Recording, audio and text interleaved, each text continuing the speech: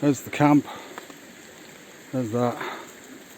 Right in the middle, where I should be kneeling, is a maggot infestation. So we do have some quite nice.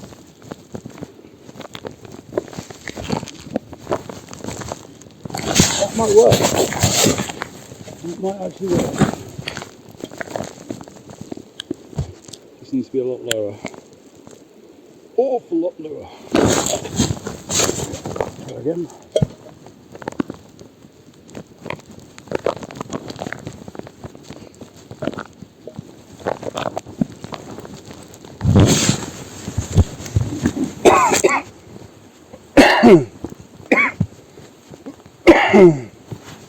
Right, last time,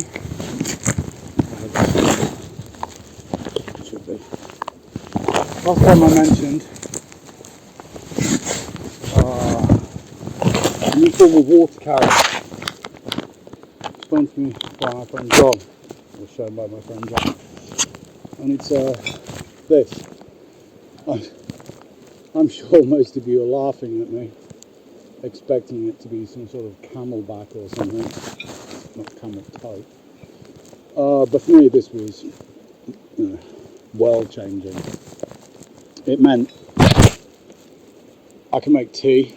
First of all, I can carry water in it, and I can make tea or coffee, put it in it hot, and walk around all day with a hot cup of tea.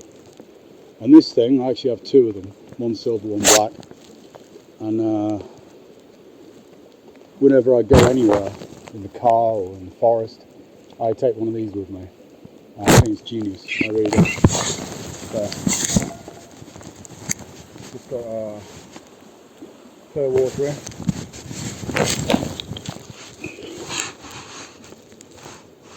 This might not work. Hopefully, this holds. And like I was saying about this Maxpedition clone, I think it's the VersiPack clone, you know, it has a nice little side pouch just for this. So, it means I can carry my drink, make my tea,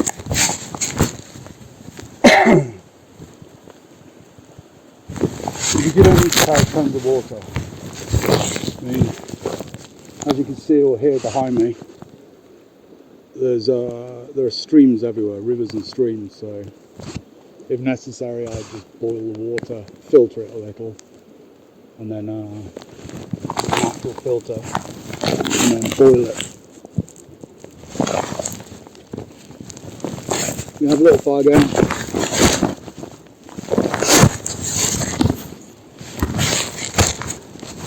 Like I said, you don't want anything special with the fire. I've made this poncho too low. One negative thing about the old style military ponchos, those lean-tos, is they are quite small. Now I have a good hammock system and a very, very good tarp to go over it. I'll show this in a later video when it's a bit dry, and it's much larger. This old style military poncho is designed literally just to keep the rain off your head for the night, and that was it, or while you're walking around. I could raise it to give myself more headroom, but then if the wind changes I suddenly get the rain just comes straight in. So with the poncho it's always best to keep it as low as possible.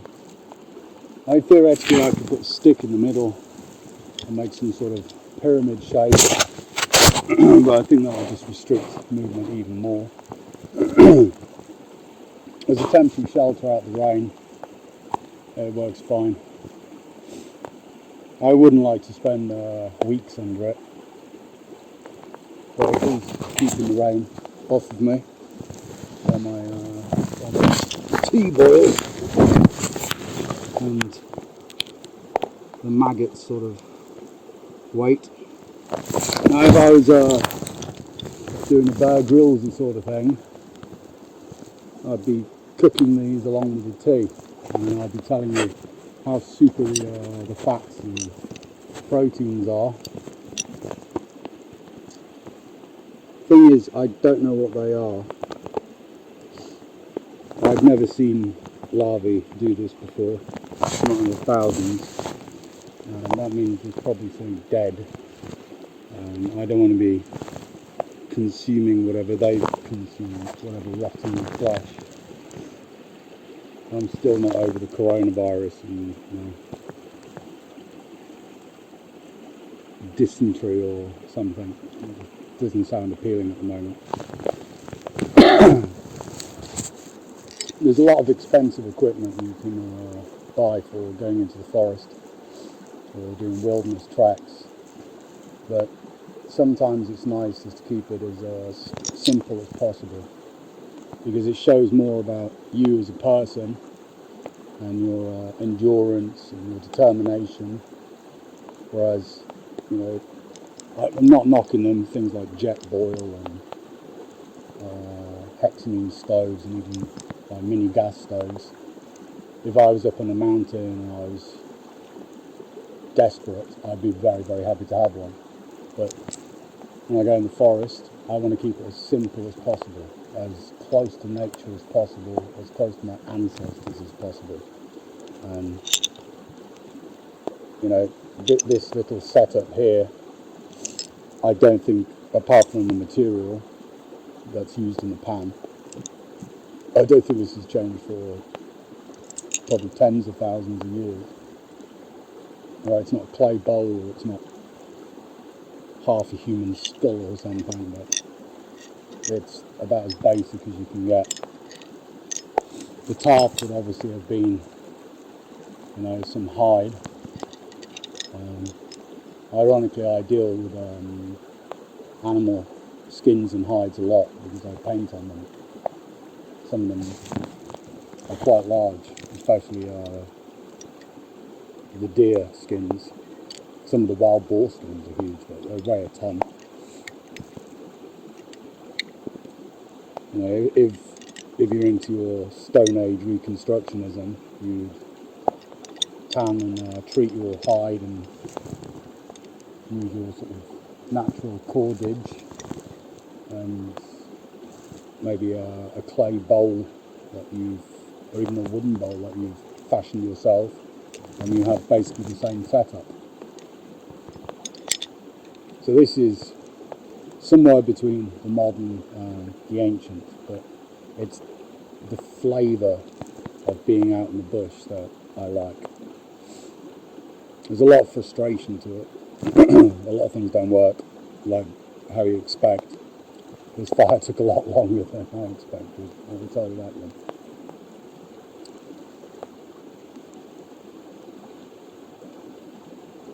While I'm out here, I want to explain a few things about wet weather.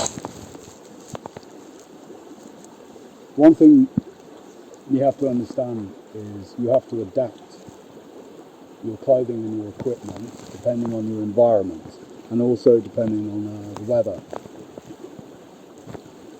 For example, I know I said I don't like wax cotton in a previous video, but I do actually like wax cotton hats. Not the jackets, but the hats. Maybe it's the Englishman in me. Another thing is footwear. If you're out in the rain and mud all the time, I seriously don't suggest wearing leather, because you will eventually have to start cleaning and treating it. It can cause problems. Wellies are the ideal footwear for this type of environment. Invest in wellies, don't just get a cheap pair. Another thing, the knife. Depending on the weather, you should take a different knife. Now, lots of bushcrafters are obsessed about carbon steel, and the main reason being carbon steel is the easiest to sharpen. Stainless steel is a bugger unless you spend a lot of money on high quality steel. But stainless steel generally doesn't rust. It does after a certain point. I haven't seen one stainless steel that didn't end up rusting eventually. But there are other alternative metals as well. This is chromo molybdeno. It's made by Clementina from Brazil. It's an old style Bowie knife. I've had this decades. It's done a lot of things, and this is razor sharp, and it won't rust. Another thing, because of a wet and muddy environment, it's very easy to lose your knife or let it slip out your hand. These are called Ranger bands, and they're basically just in a tube, cut into slices and wrapped around the handle, and it provides a grip on a wooden or bone grip. It's like little things that make life much easier. Right, let's start finding my tea.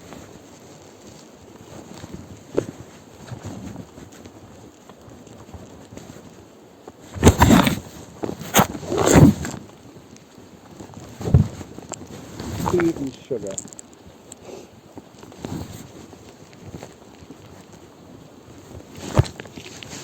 Carrying something as simple as this, and a bag of sugar. I don't need to carry something complicated. Also, you know, you can go to multiple levels of wilderness living or bushcraft. You know, you can start learning about the herbs around you, about tree bark. You can make your own teas. I mean, where I live, we make teas from quite a few wild plants.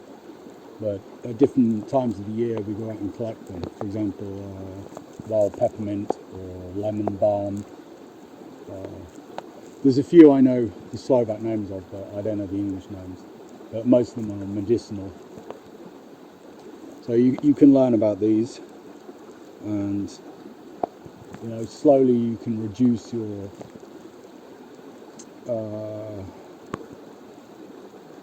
the necessity to buy corporate products and go more and more natural. You know, you can start carrying a leather pouch with different wild herbs in it. Even at this time of year, normally there's snow, but this time of year, something like pine needles makes very good tea. Rose hips, I mean, we always collect hundreds and hundreds of rose hips and dry them at the end of autumn. And rose hips make a very good tea because I think they have the highest concentration of vitamin C.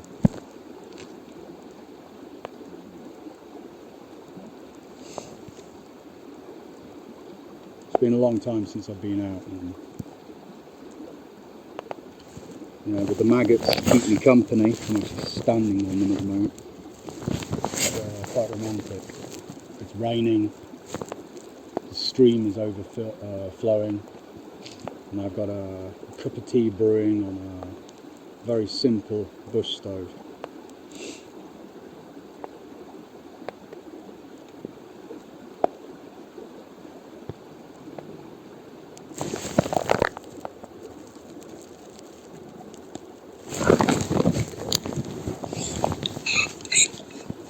So, let's put my tea bag in. Good English tea. I didn't bring any milk with me because I don't like powdered milk. I could have brought one of those little creamers, but to me they're, you know, scarily artificial. so I'd rather go without. Ordinarily I drink tea with milk and sugar, but this time forego the milk. Always take your rubbish with you, or burn what you can't. Never leave rubbish lying around. And when you finish your fire, you make sure it's completely out, and then you bury it. You always make it look like you will never ever hear. It's sort of like a ghost in the forest passing through. Okay?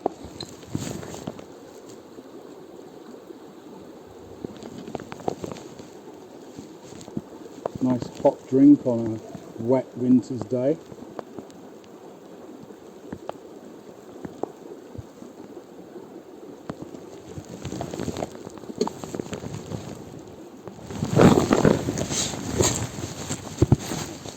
Steaming hot cup of tea.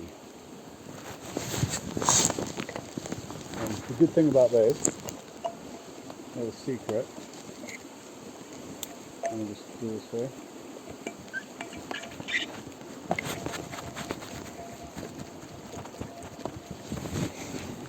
You don't need to stir it, you can shake it. It's sort of a James Bond bush tea. Shaken, not stirred. Cue the music.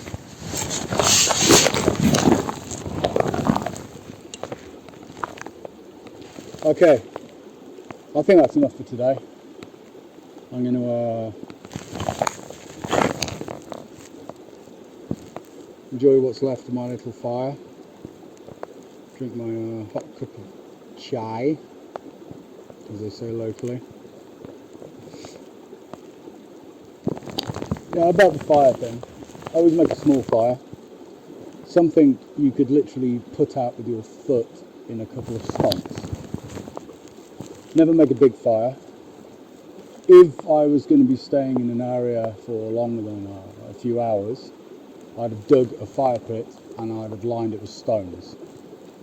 And now everything is sodden, but if it wasn't completely wet, I'd have cleared the area of any leaf matter. Also check above you, there's no overhanging branches or leaves, because you do not want to start a forest fire. You really, really don't. One thing I am quite sad about today though, is there's no fire salamanders. There's a few friends as well, I can imagine, sitting around this campfire with me and waiting for night to come and chatting about the world. You know who you are. At some point when this global fiasco is over, we'll meet again under the canopy, under the stars, and we'll chat about old times and about new ones.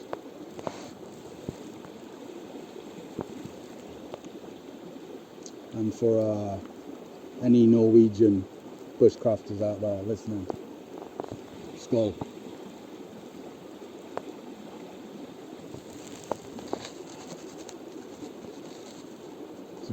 It's a good life.